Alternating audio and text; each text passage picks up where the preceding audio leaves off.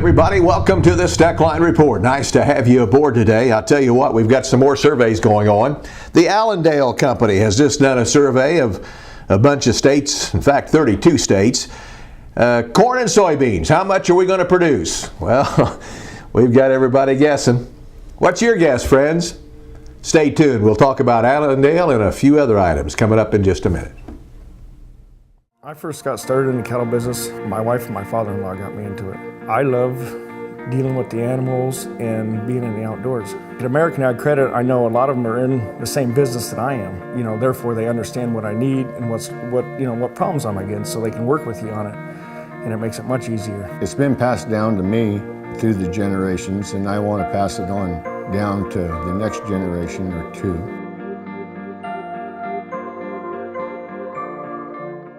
Are you ready? Straub International, your Case IH dealer, has what you need to work longer and stronger. Our new high horsepower tractors and combines feature SCR technology for Tier 4A engine emissions, eliminating regeneration times. Right now, Case IH is offering special pre-order discounts with free DEF packages, cab upgrades, and special financing on new units pre-ordered through July 31st, 2012. Straub International, your Case IH dealer, has 7 locations to pre-order your equipment and be ready.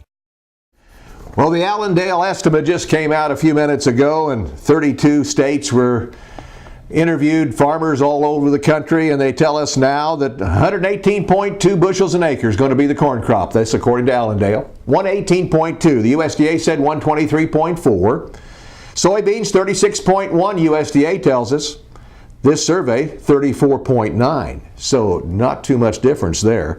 Total production of 10.779 according to USDA, 10 billion 77 million. 10 billion 32 million according to this Allendale survey. That's corn. Soybeans 2.6 billion bushels according to Allendale. USDA is almost 2.7. So all categories are down. I think most everybody will agree that it will not match the final figures, USDA.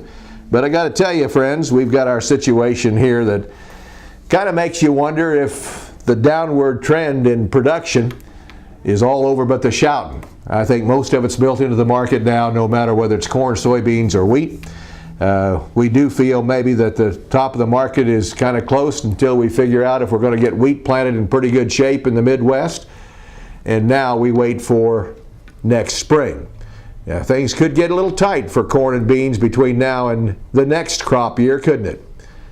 A lot of things could happen, folks. And if you try to outguess it, you'll probably go broke.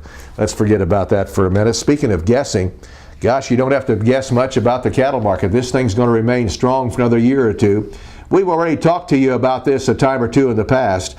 USDA's mid-year cattle inventory report showed that beef cow numbers are dropping 3% this year. Everybody thought there'd be a 1 or 2% increase. Not so. 3% decrease in cow numbers. Everybody knows drought has been causing that.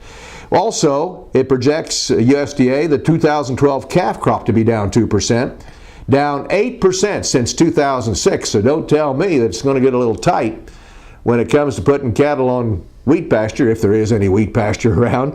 And of course, coming off a wheat pasture next spring could be a little tight, couldn't it? This old cattle market, in my opinion, mighty good hands price-wise. Well, in dairy land, it's not a good deal. Nationally, dairy customers are the most stressed of all the Farm Credit System's agricultural customers, according to Bill York of Agribank, St. Paul, Minnesota. Corn and soybean farmers have crop insurance to fall back on. Dairy producers struggle to find enough feed to get through next year and will pay dearly for it if they find it, he says. A lot of creativity in putting together rations in the coming months.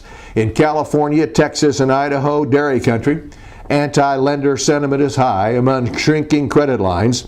Some producers are claiming that lenders have withdrawn support almost entirely from the dairy industry there. Lone Star Land Bank accorded a lot of dairy loans in 2006, but they're exiting the dairy industry according to the Texas Association of Dairymen. Wells Fargo, one of the nation's largest dairy lenders, disputes claims that it has withdrawn its support for the dairy industry, but everybody says that they're pulling back some, those who are trying to borrow. And they do have a problem in the dairy industry right now with these high-priced feed, no doubt about that. So, folks, we'll have to wait and see how things all shape up for the next year. Quite a long wait, too, and a lot of interesting things in betwixt and between. It's going to take pretty good management to make any money on the farm, no matter what you're doing. Stay tuned, friends, for more of the Steckline Report. See you next time around.